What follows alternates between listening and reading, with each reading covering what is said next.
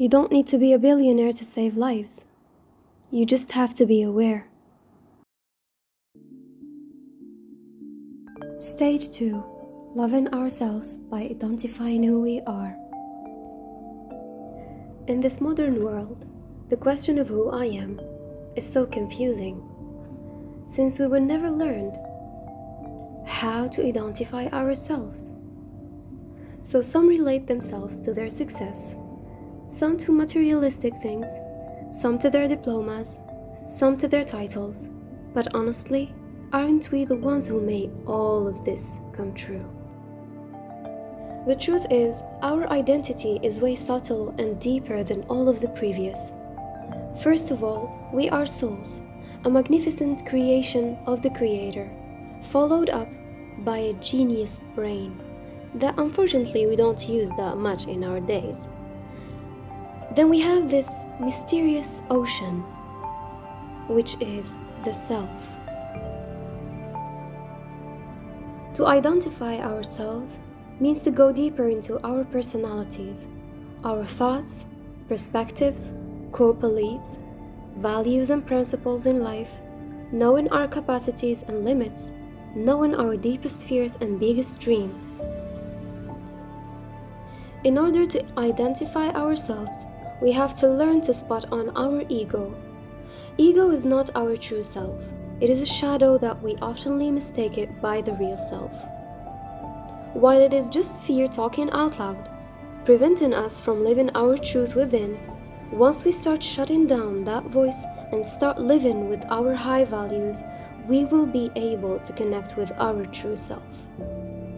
So what does all of this has to do with self-love? Well, to love yourself, you have to know it first. For example, how can you nourish and protect and take care of your friend if you don't know him?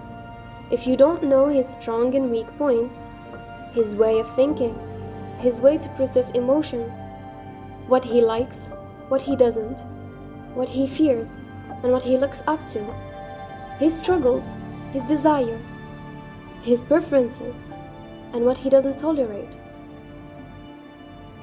Now, as much as we must know these things to give love to someone in the right way, the same thing goes with ourselves. Because knowing your own needs make you work harder to meet them and to focus on the specific things that help you grow, heal, and be the best version of yourself.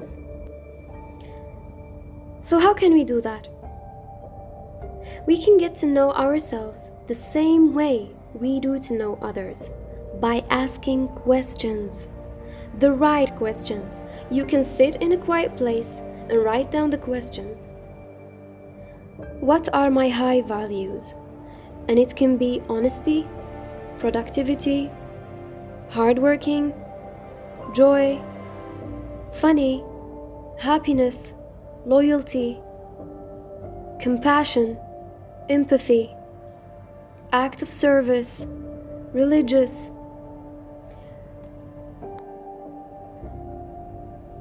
What are my low values? And it can be greed, lies, anger, envy, violence, arrogance. How can I describe myself from outside and inside? In what do I believe? Am I living according to my beliefs? If not, why is that? What is my biggest strength? What is my biggest weakness? What is my biggest fear in life? What is my ultimate dream? What are my priorities? What are the things I enjoy doing? What are my boundaries? By answering these questions honestly and specifically, you will be able to treat yourself right and do what suits you and what's not.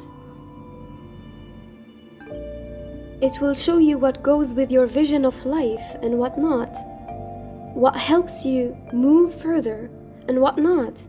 It is a hard process, don't get me wrong, but once you find yourself, you will find a treasure. So tell me, isn't it a top priority to know who you really are? To know your deal makers and breakers in life? If you're trying to get to know someone, start with yourself. I'm sure you will be fascinated by what you'll discover deep there.